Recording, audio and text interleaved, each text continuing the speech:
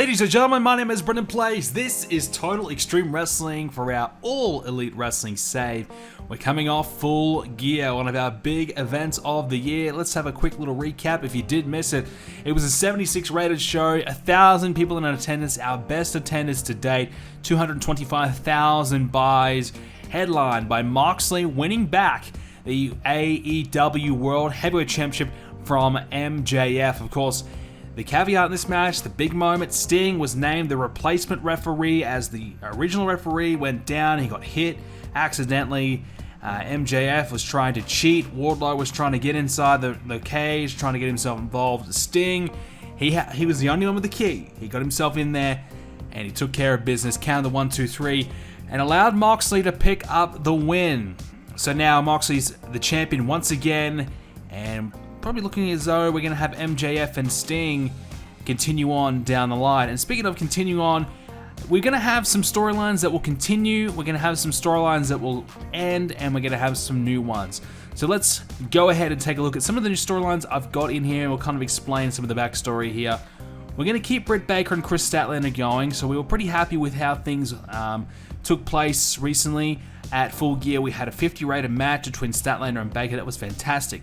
Awesome Kong, she's back, so it's an easy way to kind of, keep this storyline fresh by inserting Awesome Kong into it. Darby Allin, we've been talking for weeks now that we haven't been using him enough, and Mr. Brody Lee's another guy that we've kind of forgotten about with good reason. He's been pretty disappointing. Well, he's currently just slowly losing popularity because he's not getting used, so rather than let that happen, we want to start utilizing him a little bit more.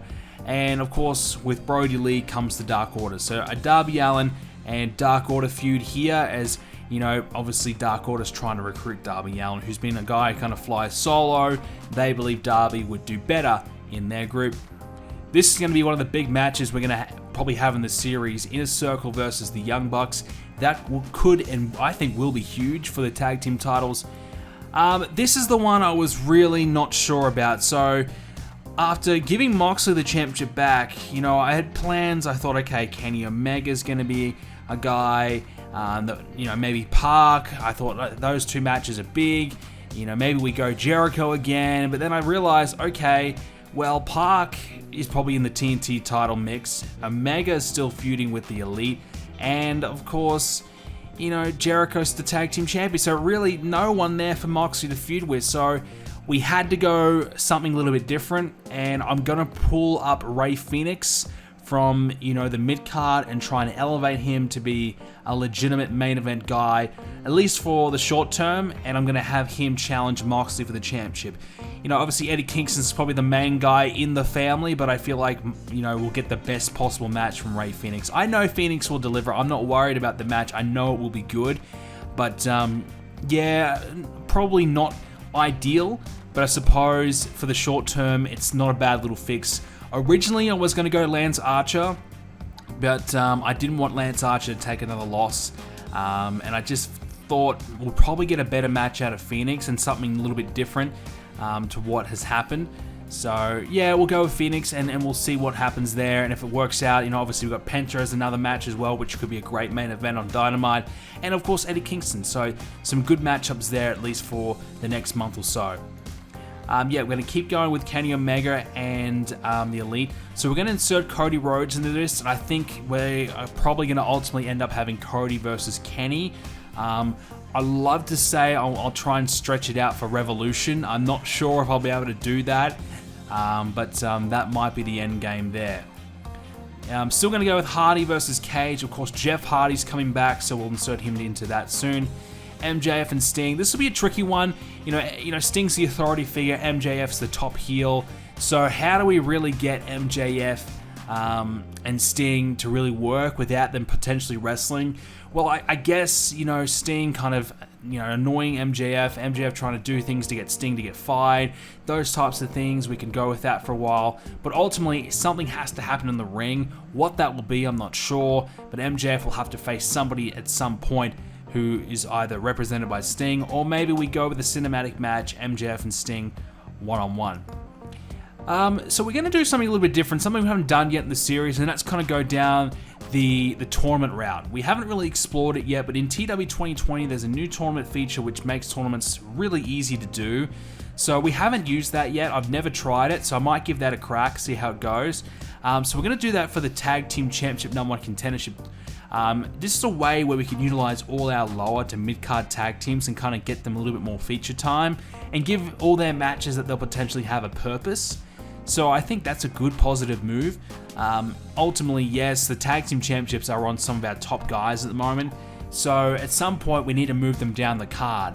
And by having some of the other tag teams lower in the card feud and potentially improve their popularity, when it does come time to move it down the card, more of our teams will be ready and we should be able to have better quality matches for it. We're going to get Thunder Rose in the mix. She's been someone we've kind of left out for a little bit now. I'm going to start her off with Bad Reputation, which of course is Bea Priestley and Priscilla Kelly. So a nice little opening feud there for Thunder to kind of get herself going. And then speaking of tournaments, we mentioned a moment ago, tournaments, that's something we're doing right now.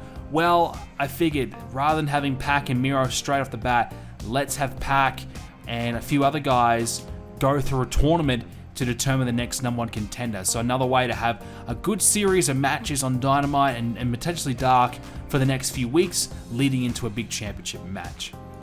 So speaking of tournaments, let's take a look at who is exactly in the TNT Championship tournament.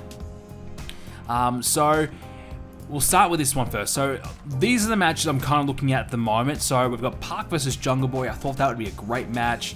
Jungle Boy is a guy who seems to always deliver, and we really want Pac's first match back to be a great one, just to kind of, get him really rolling after being gone for so long. Ricky Starks and Dustin Rhodes. Starks, obviously a young up-and-coming guy. Dustin Rhodes is coming off a big feud with the family. Lance Archer and Matt Cardona. Easy win here for Lance. Matt Cardona, we haven't been really using him too much, but this is a way for Lance to have a solid match, pick up a strong win to move him up in the tournament. And Matt Sydal and Jake Hager, well, Matt Sydal, he's a guy we want to start using more as well, so this is a way to kind of do that. And Jake Hager's got so much popularity, he's got a lot of momentum, we might as well start utilizing him a little bit more in an in-ring capacity. So this is what we're going to do here. I'd say, from an early guess, maybe Pac versus Jake Hager. In the final, maybe instead it could be Lance versus Pac. Depends how I'm kind of feeling, if I really want to have Lance go over Jake Hager, which realistically I'm more than happy to do. It'll just depend how we want to go about that. So we'll decide when we get closer to that. But that's something that we're thinking about. And the other tournament, of course, we mentioned the Tag Team Championship tournament. Well, I figured, why not do something rather than a elimination tournament? Let's do a points tournament where every team has to face each other. So this really will be a long-term thing. So this is a tournament that may lead us up to potentially Revolution or close to, but this will be an important tournament. We've got a lot of teams in here, 6 teams who are all really good. Some of them a little bit lower on the card than others, but 6 rounds where they all have to face each other at least once. And that will give us the top 2 teams at the end of it. They'll face off in a matchup that will ultimately determine the #1 contender. So I feel like this is a good little way to kind of get some of our teams on TV. Lots of matches, lots of potential for improvement. So that's hopefully what we can achieve out of this tournament. So I'm pretty excited for that. Now, obviously, Revolution's quite some time away. So we had to kind of think about what are we going to do between now and Revolution. And I've done something that probably some of you may not agree with, but we've added another pay-per-view. Now, in real life, AEW, we all know they're doing their New Year's Smash, 3 weeks of big TV.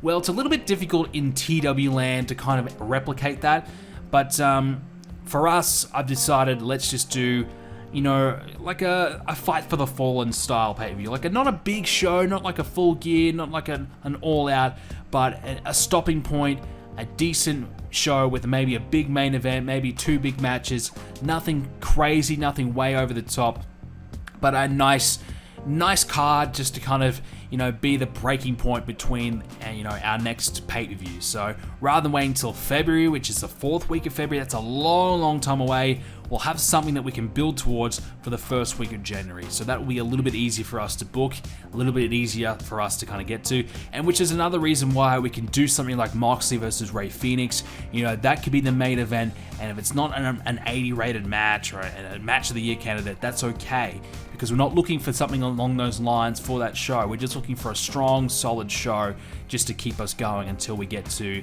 Revolution. So that's kind of where we're at the moment. We're in week 3 of November. Things are going along pretty well for us.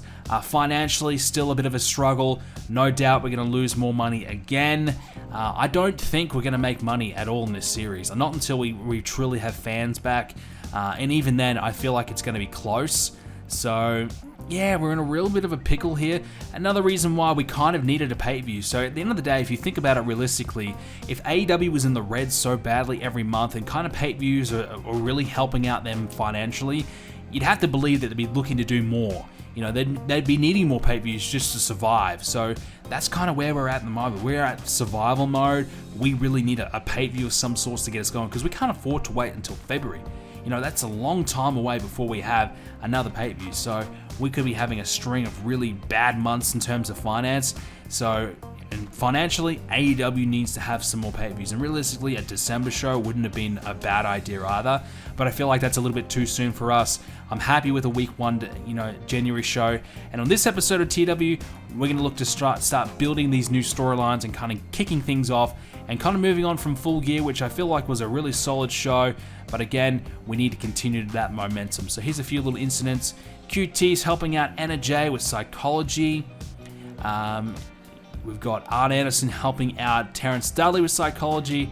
And Matt Hardy helping out Jungle Boy with mic tips. So good to see the roster kind of getting involved. And the protege system is really huge for us. It's a huge way to kind of improve someone's stats. For example, Anna Jay, she's only got 41 psychology. It's pretty low, let's be real. That's not great, but it was 38. Now it's at 41. So that's a huge jump for her, and that's something that we really need to rely on, to try and fast track some of that improvement. All right, we've got AEW Dark here. It's going to be a pretty quick and simple show to kind of get us going here.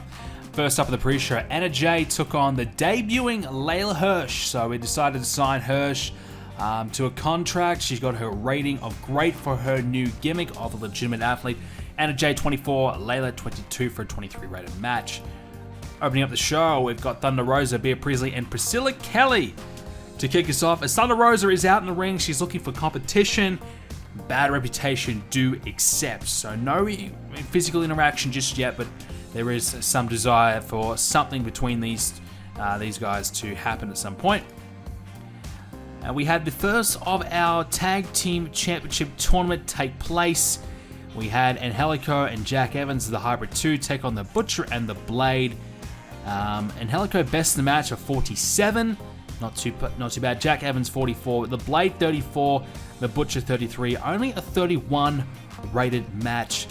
Looks like not enough popularity, which is surprising because, there's 30 popularity from the Hybrid 2. You think that would probably be okay, but I guess we need a little bit more, which is one of the reasons why we're trying to work on our tag division. Too many teams are lacking popularity, so we really need to improve that, and that's what we're trying to do here. Matt Cardona hypes up his involvement in the TNT Championship tournament, so he's just talking about his upcoming future prospects of potentially becoming a TNT champion. That's his goal. 48 promo from Cardona, not too bad. I don't expect to really use Matt Cardona too much more. He's just kind of a guy with a bit of popularity to lose to guys that we're going to push, but I figured let's see how his promos are, and if there is something there that we can really work with. Is there something we could utilize there to potentially put someone over a little bit better? Yeah, 48's not bad. I don't think there really is too much to be too excited about though. Britt Baker is with Awesome Kong, and she is warning Chris Statlander to stay away from her championship or Awesome Kong is going to come get you. Simple as that. 44 for that one. Wardlow took on Alan Angels for 33. Wardlow 47, Angels 20. So I haven't really used Wardlow all that much in the ring, so I figured let's give him a squash match. I wanted it to try and up the ante a little bit and make it a wild brawl, but because we didn't have many great segments leading into this match, it didn't quite hit the mark, unfortunately. So a little disappointing, but Wardlow was pretty good, 47. I need to start using him in a bit of a better capacity, and that's something I'll be leading to hopefully soon. But I just don't want to have him lose, and there really isn't anyone for him to feud with at the moment that probably wouldn't be beating him, which is a bit of a tricky situation to be in. Lance Archer is with Jake Roberts, and Lance and Jake are discussing their recent win over Orange Cassidy, 63. This combination is really starting to get going here. You know, Lance was kind of stagnated for a while, but I'm really liking what we're getting out of both these guys. So I feel like we're onto something here. We're starting to get Lance Archer rolling, and if we can keep this momentum going, hopefully he can just go up and up and up into potentially main event status, which would be great. Main event was, of course, a match a part of the new championship tournament. Private Party and Best Friends, 50 rated match here, really good. Mark Quinn 41, Isaiah Cassidy 48, Chuck Taylor 46, Trent the best in the match for 49. Good stuff. You know, the first match didn't quite hit the mark. This one, 17 minutes, so plenty of time to really shine, and they took advantage of it. 50 rated match, which is fantastic. So this is a good one, you know, and I'm expecting these two teams to come out better off compared to when they came into this tournament. Private Party, I see a big future in. We just got to get their popularity going, and Best Friends, you know, is one of our better tag teams right now. So they've had a tough situation with Lance Archer, but I feel like they'll succeed quite well in this tournament. Overall, a 41 rated show. Okay, so Dynamite, before we get there, I jumped the gun. I made a blunder. I accidentally booked Dark without changing the venue. Rookie error, which means, yeah, look, we're going to have about 2,000 people show up for this show. It's still in the Southeast, which is okay, but yep, we're in the wrong venue. We're going to have way too many fans. It's not overboard, luckily. 2,000 is okay, but yes, this will mean it's our best attendance so far and things like that. It's a little disappointing. I'm a little annoyed at myself that I missed that. I've come close to doing it before. Usually I do it before I end up booking the show, but I jumped the gun today. I didn't check, so yes, I've made a mistake. Hey, we've come this far. We're in November. I have not done that yet, so I'm pretty happy with that, but yeah, I'm annoyed. Nonetheless, let's start the show. On the pre-show, Powerhouse Hobbs took on Anthony Bowens. These two have no chemistry. Will Hobbs, 37, Bowens, 26 for a 21 rated match. Quick little win for Will Hobbs as we want to continue using him, continue trying to build him up here on the pre-show. Open up the show with MJF with Wardlow. No surprise here, MJF says that Sting cost him his World Heavyweight Championship and he demands that he gets a rematch. So, easy way to kind of keep this going. I don't want to have MJF and Sting interact just, you know, too much just yet, so we're going to try and drag that out a little bit and kind of, you know, slowly ease into it. But, yeah, 75 for this segment. Good way to kick off the show and good way to kind of continue on with that storyline. Ray Phoenix took on Orange Cassidy, and these two have no chemistry. Is this theme of the night? Everyone's going to have no chemistry, I suppose.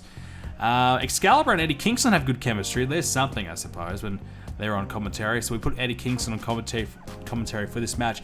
Ray Phoenix, 55. Orange Cassidy, 50. I wanted to give Ray Phoenix a solid win against someone who, you know, is pretty much in the mix. Orange Cassidy's not a huge name, but, you know, he's a solid mid-card guy. Wanted to give him a win just to kind of make him look like a threat heading into what will be Phoenix and Moxley for the championship. 58 rated match, despite the no chemistry, is still pretty good. Post-match, Eddie Kingston says he wants everybody to start taking notice of the family.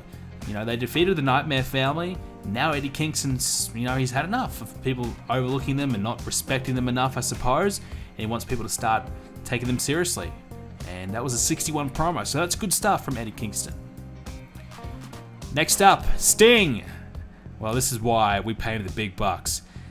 Sting announces that there will be an AEW TNT Championship tournament, so we had to kind of do something to kind of, you know, start this off. 87 rated. So Sting, he, you know, one of his first, you know, acts as being the new man in charge. What do we call him? The chief operations manager or something like that. Is making this tournament. So that's something that we kind of want Sting to kind of introduce. Something a little bit different to kind of spice up and change up the TV show. You know, to kind of replicate him coming in. You have to kind of make a few changes to the show to match that. We haven't done a tournament yet, so this is an easy way to do that. And we had all the guys that will be involved in the tournament, just about, as well as Miro, involved in this segment as we kick it off. So 87 is really good. And again, this is why we brought Sting in. Big segments, great ratings. Hopefully, you know, will help out a lot of the roster. SCU took on the Hybrid 2. This is a match, a part of the AEW World Championship Rankings Tournament. And we gave SCU the win. So this is their first match of the tournament. 53 rated match. Kazarian 49, Daniels 53, and Helico 48, Evans 43. These two teams is probably two of the more even teams, I suppose, in the tournament. You know, Hybrid 2 don't have the popularity, but they certainly get the performances. And SCU do have some solid popularity, and they do get some good performances. So they're probably one of the better teams in the tournament. Obviously, SCU is coming off competing against the Inner Circle for the championships and not succeeding. So they're probably one of the favorites heading in. Hybrid 2, you know, they picked up a win on Dark, but not quite here. 53 though is pretty good. Inner Circle, 85 rated segment. And this kind of kicks off their new feud with the Young Bucks. Jericho and Guevara address the state of the tag team division. So they kind of give us a bit their updates and their thoughts on all the teams that are in the division, and they give us a bit of a rundown of their thoughts on their potential upcoming opponents, of course, including the Young Bucks. I think we mentioned FTR as well. 85, great segment. Thunder Rosa took on Penelope Ford for a 35 rated match. Thunder Rosa was great, 49, that's excellent. Penelope 30. And they have great chemistry, so a solid match, but again, not enough popularity from our women to get enough investment out of it and cool the crowd a little bit. We're going to have this problem no matter what we do with the women. You know, we can't just keep having them on the pre-show. It's just not going to develop them. We have to take a risk. We have to keep putting them on TV. And unfortunately, sometimes it's not going to work out like this one, but, you know, we have to do something to kind of you know, build them up. Otherwise, their popularity will never improve, will it? Brian Cage was with Ricky Starks and, of course, Taz.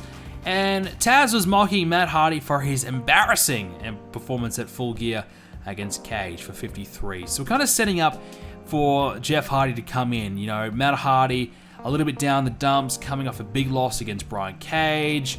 You know, Taz is really hyping up Cage to be doing so well, unstoppable, blah, blah, blah. And when Jeff Hardy comes in, he'll kind of even the odds a little bit, you know, and kind of help out Matt Hardy get away from being, you know, a loser, basically. Priscilla Kelly took on Big Swole, similar to the other women's match. But again, I've realized, look, we don't probably have enough women's matches on the shows. We really need to get them moving. We need to get some popularity out of them. We need something to happen for them. And the only way, like I said, is to use them. Otherwise, they're not going to improve. Priscilla Kelly, we're lining her up to have a big feud with Thunder Rosa. So this is a way to kind of get her on TV, get her a win, get her established again. And she's a good performer. 42 in the ring. She's certainly deserving of some sort of push. 32 rated matchup. Not too bad. Adam Page took on Sean Spears for a 64 rated match. Adam Page 73. Wow, Sean Spears 36. Look, if you ever wonder why I don't push Sean Spears, there's your answer. He just does not perform very well. Look, a 64 rated match is good. That's fine. But, you know, look, you got Adam Page in there and he still can't get a good effort out of Sean Spears. I don't know what to say. Post-match, Adam Page says, you know, he was hurt by Kenny Omega's disrespect after their match, so he's clearly upset in the ring. You know, the fact that Kenny Omega slapped him after their match instead of shaking his hand. You know, Adam Page is not dealing very well with that. You know, he's lost, you know, his tag team partner, a close friend. And, you know, look, getting slapped in the face by a guy that you respected, you know, you've traveled with and teamed with for so long, it's going to hurt. I think it's time for our big main event now. This is going to be a bit of a risk, but I'm hoping it pays off. Before we get there, Brody Lee says he's searching for new recruits for a 61 promo. So this is a way to kind of get things going with Darby Allin and the Dark Order. A small little teaser to start off that feud. In the main event, okay, Park versus Jungle Boy. This is the first match, a part of the TNT Championship tournament, and Park's first match back after being gone this entire time. 69 rated matchup. Park had a 64 performance, Jungle Boy 48. Both guys were tiring towards the end. We did have it as a steal the show match. which I think helped it. 69 is probably a lot better than what it could have been. They were tiring towards the end, so it could have been in the 70s, low 70s maybe. But look, Park's going to be one of those guys we heavily rely on to get good performances. He's going to be one of the staples of our show. 64 in his comeback, that's all right. I was probably expecting a little bit higher, maybe because it was steal the show, his first match back, probably unrealistic expectations. So I'll go with that. But 69 rated main event for two guys that don't have a lot of pop is pretty good. It gives us a 66 rated show. I wouldn't say this was a filler show, but what this was is a show to kind of establish what is to come. We're getting some new guys on TV. We're getting some, people that we haven't been using too much. Some wins. We started, we didn't have any great matches in this card other than the main event. So no surprise we had a 66. But of course, the angles we had in this show were very solid. So the guys that need to be talking, we're talking.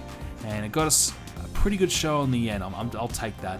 So we ended up having 1,780 people show up for my mistake, unfortunately. But that's not that many people. So that won't be too much. It won't affect our finance too much. Alright, post AEW Dynamite, NXT, 2.14 TV rating, 1.6 million viewers. They're still doing so well. And Dynamite 1.0, 750,000 viewers. So that's a bit of a bump. That's a bit of a bump from what we've been doing recently. Now, NXT, I want to show you something that they've been up to. A little bit sneaky. Roman Reigns and Daniel Bryan were both loaned to NXT. So Daniel Bryan is already gone from NXT. Now, apparently he didn't get put in a match. Thank God. He was not in a match. Might have been an angle. Maybe they changed their mind. I don't know, but it wasn't really used. Roman Reigns, on the other hand, still waiting to see if he'll be on there, which I'm sure he will. I'm sure he'll be in the main event on their next takeover or something just to wipe the floor with us. But yes, the WWE being a little bit sneaky, making NXT already stronger than what it is right now, and making life a little more tough for us, which is not ideal at all. Popularity changes, so obviously that big Sting segment did help out a few guys involved in that one, including Ricky Starks. Up to 27 popularity now, which is a positive thing for us. Dustin Rhodes back to 45, he was at 44. Again, another great bump. Nothing for Park though. Miro himself, the champ, is at 63, so he's trucking along okay. Matt Sydal close to 41 after being involved. And Matt Cardona as well, close to 41 as well. So some good positive movement. Jungle Boy, he's at 41. A great match at Park, obviously. And he wasn't involved in that Sting segment, so he didn't get the bump out of that. But what he did get is a good main event performance. Good spotlight there for him. Now, Rey Fenix, big pressure on him to deliver a solid match. 49 pop in the Southeast at the moment, close to 50 in some areas. One of the reasons why we've got full confidence in him at the moment is he is averaging 63. He had an 81 rated match with Cody, and again a 75 tag team match with Cody and Brian Pillman Jr. So in big match scenarios, he's more than capable of doing it, and doing it really, really well. That match with Cody, he had a 69 performance, Cody 83. So he held up his end of the bargain. So if he can get close to 70 against Moxley, I'm sure that he'll have a great match with him, which is one of the reasons why we're going his way. I guess Penta could have been the other option for us. We haven't given him as much opportunity. He's averaging 63 as well. He had a 79 rated match with Cody. Himself, personally, I had a 62 in the end. So Penta's not quite as good as Rey Fenix, but you can certainly rely on him to perform fairly well. 47 pop for him. So far so good. Even Sting, he's moved up a point in the Northwest, which can only mean that he might be close to moving up some points in some of the other areas as well, which is obviously be great. MJF sitting at 64, ready to make a big run to the 70s, I reckon. He and Sting, I'm sure, will do quite well. So that's kind of where we're sitting. Week 3 of November. Yeah, we made a bit of a blunder with the audience attendance, but things are going pretty well. We started the new storylines. We've established a few new things. We're kind of, going away from our top 5 rankings a little bit by hot-shotting Rey Fenix into this. But for the most part, Matt Hardy's probably moved down to number 5, maybe even number 6 if you want to put Ray Phoenix in there. Maybe Kenny Omega might be up on the top of the list now after beating Adam Page. I say that's probably true. But that's something we might update quite soon. But we've had to make some changes. Sometimes you got to do some things on the fly to make things happen.